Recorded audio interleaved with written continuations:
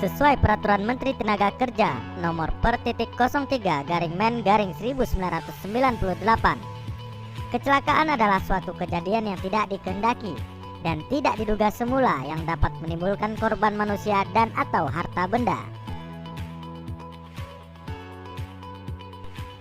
Jadi, semua kerugian perusahaan yang disebabkan oleh proses produksi itu merupakan kecelakaan baik yang terjadi pada tenaga kerja, peralatan produksi, produk, atau kegagalan proses produksi.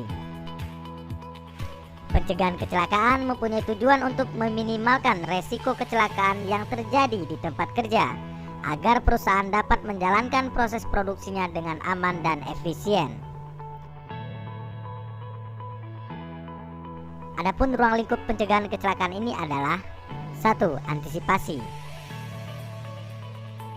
Antisipasi ialah kemampuan untuk memperkirakan, memprediksi, dan mengestimasi bahaya atau hazard yang mungkin terdapat pada tempat kerja yang merupakan konsekuensi dari penggunaan peralatan dan mesin produksi.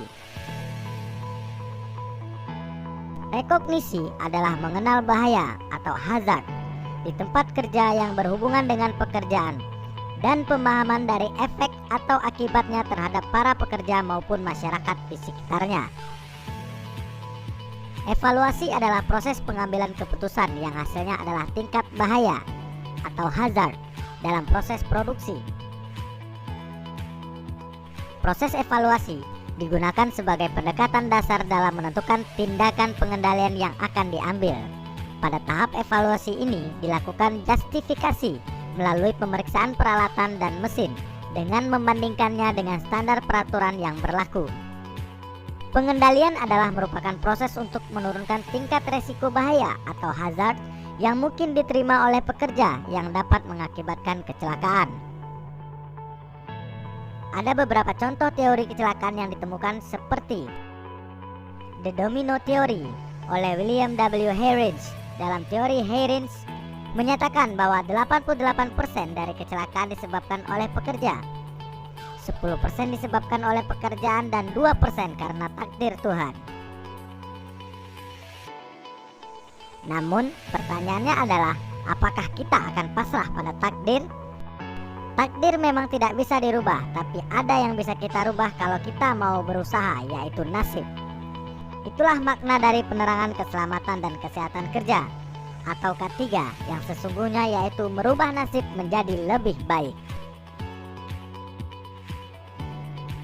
Mari kita pahami teori domino lebih jauh. Menurut teori domino, kecelakaan dapat terjadi karena adanya 5 tahapan yang saling berhubungan.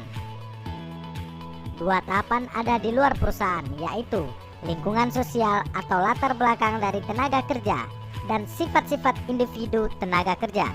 Sedangkan ada 3 tahapan di dalam perusahaan, yaitu perbuatan atau kondisi yang berbahaya, kecelakaan, dan cedera atau rusak.